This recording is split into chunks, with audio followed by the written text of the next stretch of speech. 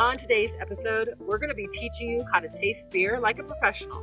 Yeah, we're not saying there's a right or a wrong way to taste beer. What we want to do is show you how we as beer professionals approach a brew to determine its character, its style, its aroma and flavor. And we hope to give you tools that'll help you do just that. Right. There are times you just want to slug back a beer. Or right? 3 or 4. On the other hand, there are also times that you want to sit down, relax, and enjoy the nuance of that beer. Yeah, so we're going to give you tools to do that. And take what's useful. We hope that you'll enjoy it. But we can promise you this, by the end of this short video, you'll be well on your way to tasting beer like a pro. So stay with us. It's all coming up next.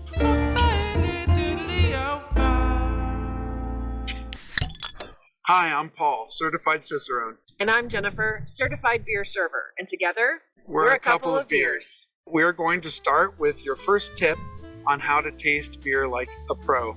And the first tip is always use a beer clean glass.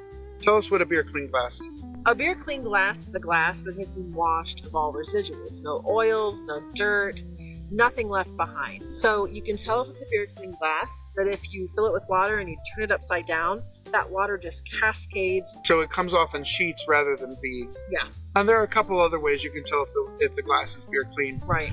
Basically, you want to clean it by itself without any foodstuffs around it.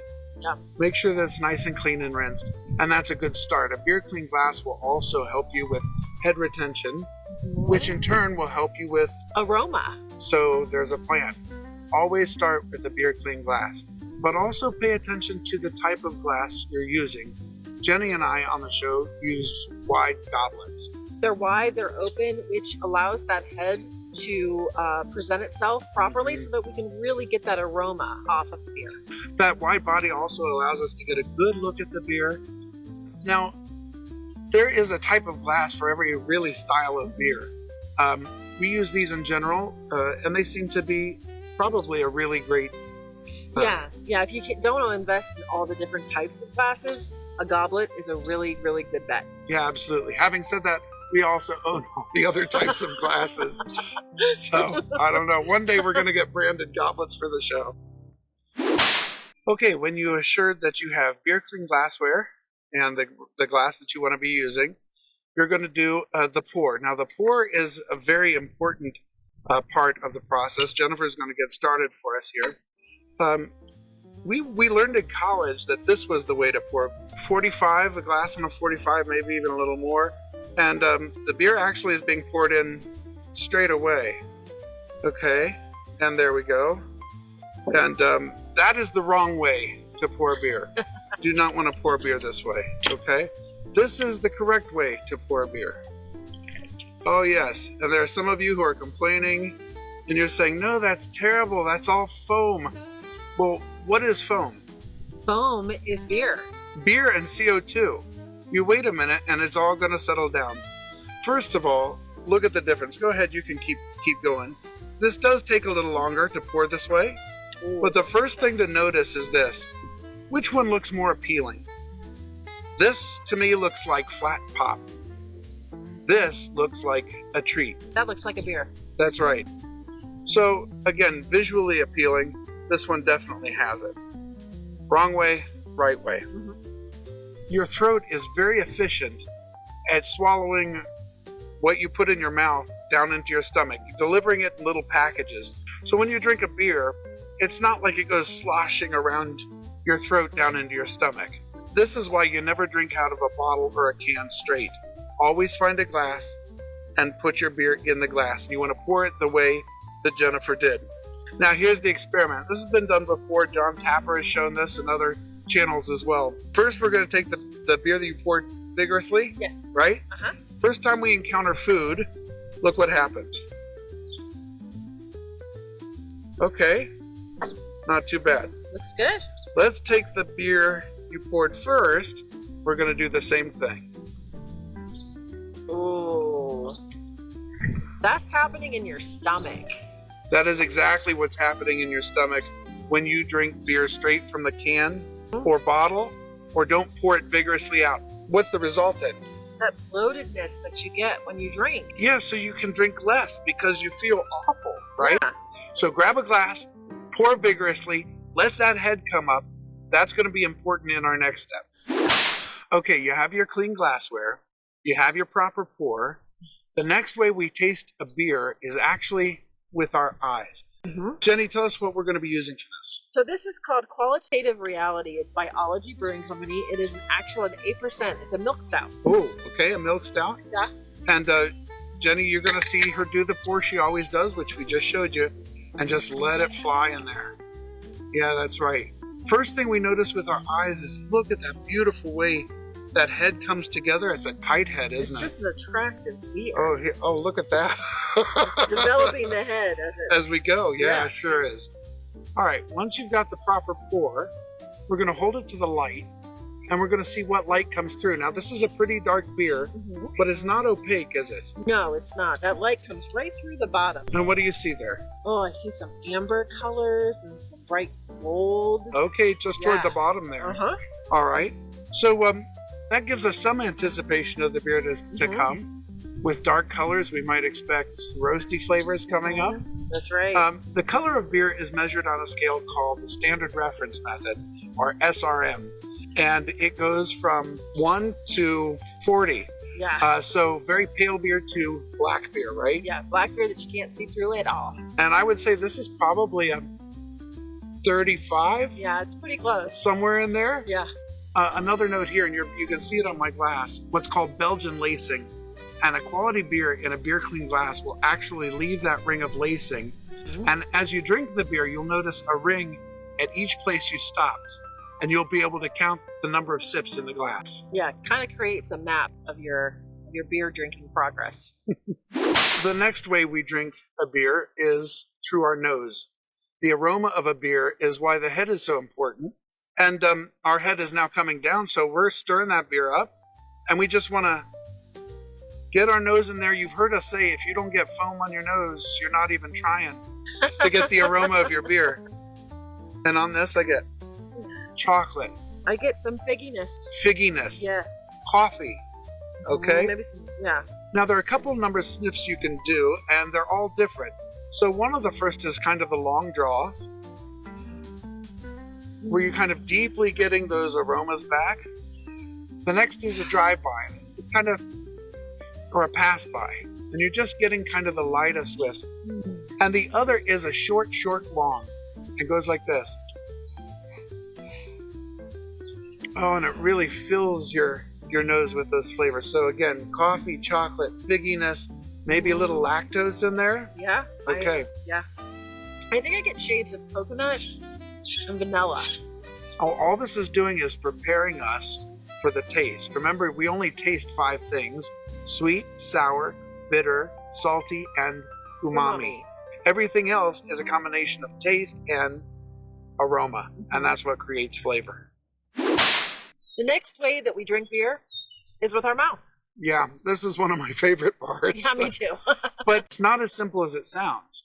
When you're tasting a beer, you really want to pay attention to all of those notes as they come across your tongue. Feel free to slosh that beer around your mouth. Coat it all over. We have taste buds on our tongues, but we also have taste buds All over. Yeah. All over the mouth. Yeah, on The our sides, cheeks. the top, the cheeks. Yeah, that's right. That's right. So make sure you get all of that contact. Swallow it down. You're going to notice a foretaste, a midtaste, and an aftertaste, or the finish. And all of those may bring different flavors to mind. Right? Now, when you're tasting and describing, don't worry about what words you use. You've been tasting your whole life. You know how to do this. Right. Say the things that pop into your mind. An example of this is our middle daughter, who sometimes smells beer and thinks of different cheeses, which initially we think sounds crazy until we go back and taste the beer thinking of that cheese. And then it kind of freaks us out. But that's the point. So when you're doing tasting notes, if it tastes figgy, say figgy. If it tastes like macaroni and cheese, then say that. Nothing wrong with what you taste. What you taste is what you taste. Be confident in that. Right. Okay, so we're going to take our taste, foretaste, mid-taste, aftertaste. Let's do that. All right.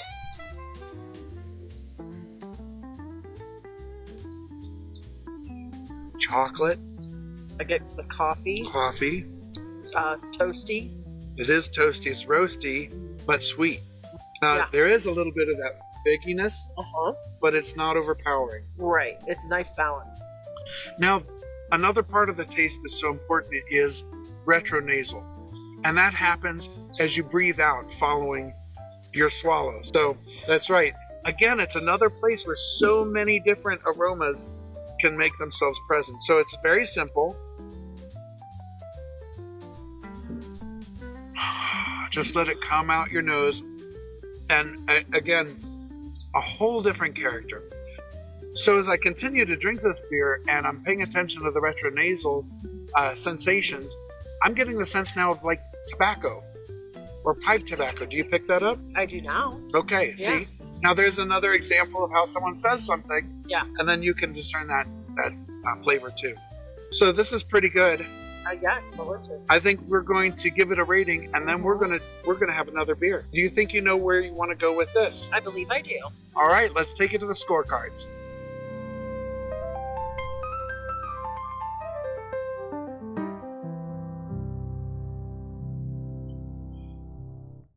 So our next beer is called Morning Candle. It's brewed with maple syrup coffee. It's by Branch and Bone. It's an imperial milk stout at 11.8%. Oh my goodness. Okay. So it's a heavy hitter. So again, you start with your beer clean glass, an appropriate glassware. Look at that vigorous pour. Yeah, look at that. That's the way to do it. Yes. Yes. Nice and high. Nice and high. There, look at that. Look at the head that's forming there. It's just sexy. But doesn't that look delicious? It really does. It's It very looks like you've appetizing. just poured a beer commercial. Okay, the first thing we're going to do is look at it. That head is filled with tight bubbles. It's appetizing to look at. It is. I would call that deeper than tan, wouldn't you? Yeah. It's a nice dark for a head. Yeah, there is some light coming through it. Yeah, there is. It's probably in color similar to what we had before. Yeah. Like 33 to 37. Yeah. Next. Okay, the next thing we're going to do is... Oh, coffee. I Such smell beautiful. the maple. Do you? Oh, yeah, it smells like breakfast. Oh, it does smell like breakfast. Oh, my goodness. That's lovely. Folks, it's noon somewhere. There is beer that is appropriate for every time of day. That True. smells amazing. All right, remember now on our taste, foretaste, midtaste, aftertaste, or finish, and that retronasal breathe, right? Right. Here we go. Here we go.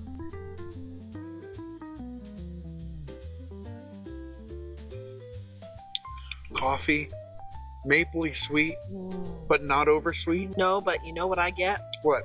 Pancakes. Well, that's not a far leap, actually, because you have the maple, you have the grain in there. That's really good. The syrupy sweetness, but it's not over sweet. But yeah. Oh, now that you said that, that's all I get is pancake, and it's lovely. That's wonderful. And when you're tasting a beer, then you say pancake, that evokes some kind of feeling or memory, doesn't it? I'm thinking of pancakes at an old diner in my hometown of Miamisburg called the Coffee Cup, Yeah. and their pancakes are just amazing. So now that you say that, it evokes for me all kinds of childhood memories. Oh, it's wonderful. Isn't that great? It's wonderful. And again, the 11.8%, it's high, but I'm not getting 11.8%. No, the sweetness really, again, sneaks that by you. This is certainly easier drinking for me than the previous entry, I agree. but I'm ready to give it a score. What about you? Oh, me too. Here we go.